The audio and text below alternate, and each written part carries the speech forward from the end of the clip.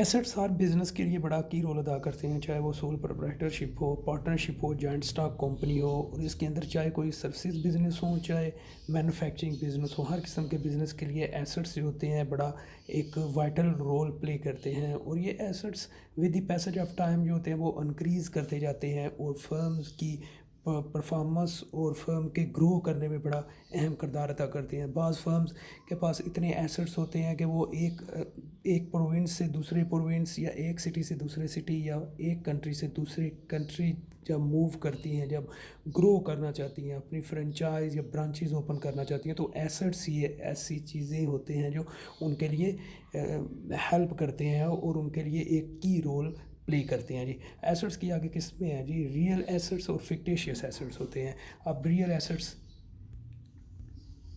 ऐसे एसेट्स होते हैं, जैसा कि नाम से ज़ाहिर है कि रियलिस्टिक से निकला है कि इसका कोई हकीकी वजूद होता है। मिसाल के तौर पे आप कह लें बिल्डिंग्स, टूल्स, व्हीकल्स, लैंड वगैरह। इस तरह के एसेट्स जो होते हैं जो इकोनॉमिकली वैल्यू रखते हैं, उनकी कोई ना कोई मार्केट वैल्यू होती है।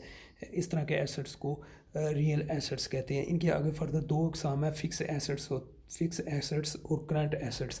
अब फिक्स एसेट्स जो होते हैं इनके अंदर आ जाता है टेंजिबल एसेट्स और इनटेंजिबल एसेट्स आ जाते हैं। अब टेंजिबल एसेट्स वो होते हैं जो फिज़िकली एग्जिस्टेंस रखते हों। मिसाल के तौर पे जैसे मैंने पहले ही आपको मेंशन किया है ऊपर, टूल्स, व्हीकल, लैंड वगैरह, इस तरह के एसेट्स को टेंजिबल एसेट्स कहते हैं। और इनटेंजिबल एसेट्स ऐसे एसेट्स होते हैं जिनको फिज़िकली इनकी एग्जिस्टेंस नहीं होती, लेकिन वो फर्म के लिए एक एसेट्स के तौर पे रोल अदा करते हैं और उनकी बना पे फर्म्स को इकोनॉमिकली बेनिफिट्स होते रहते हैं, फर्म्स को रिटर्न आती रहती हैं, फर्म्स के रेवेन्यू और इनकम के अंदर जो है वो इंक्रीज़ करने का सबब बनते रहते हैं। जैसे पेटेंट है, ट्रेडमार्क है, कॉपीराइट है, गुडविल है, फ्रेंचाइज है, ये ऐसी चीज़ें होती हैं जो फर्म्स के लिए बड़ा अहम रोल अदा करती हैं जी।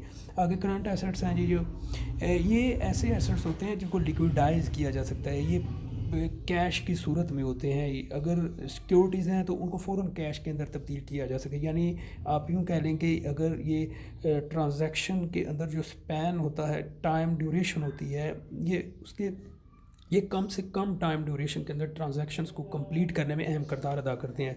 फंड्स ने अगर रिसीव करना है, कोई पेमेंट्स करनी है, तो ये कैश की सूरत में जल्दी कन्वर्ट हो जाते हैं और ट्रांसफ़र हो जाते हैं और मूव हो जाते हैं जी। इनको कहते हैं जी करंट एसेट्स। जैसा कि cash in hand, cash in bank वगैरह, इन्वेंट्रीज़ वगैरह ऐसी चीज़ें हैं जिन्हें जल्द से जल्द सेल किया जा सकता है और जल्द से जल्द पैसे को यूज़ किया जा सकता है जी। फिक्टिशियस एसेट्स, ये ऐसे एसेट्स होते हैं जिनकी मार्केट कोई वैल्यू तो नहीं होती, लेकिन with the passage of time ये बिल्कुल एग्जॉस्टेड हो जाते हैं, यानी कम्प्लीटली ख़त्म हो जाते हैं, ये ज़ीरो हो जाता है। क्योंकि ये फर्म्स के वो एक्सपेंसेस होते हैं। मिसाल के तौर पे फर्म्स जब स्टार्ट करना चाहती है तो बिज़नेस प्रमोशन पे जो पैसे लगाती हैं फर्म्स, डॉक्यूमेंटेशन पे लगाती है, लीगली डॉक्यूमेंटाइज करने के लिए, रिकॉर्ड्स वगैरह के लिए जो भी पैसे फर्म्स स्टार्टिंग में लगाती हैं, इनको फिक्टिशियस एसेट्स कहते हैं। लेकिन ये वक्त गुजरने के साथ साथ इनकी वैल्यू ख़त्म होना शुरू हो जाती है। इसके लिए भी दो एग्जांपल दी गई हैं। स्टार्टिंग बिज़नेस पे जो पैसे लगाए जाते हैं और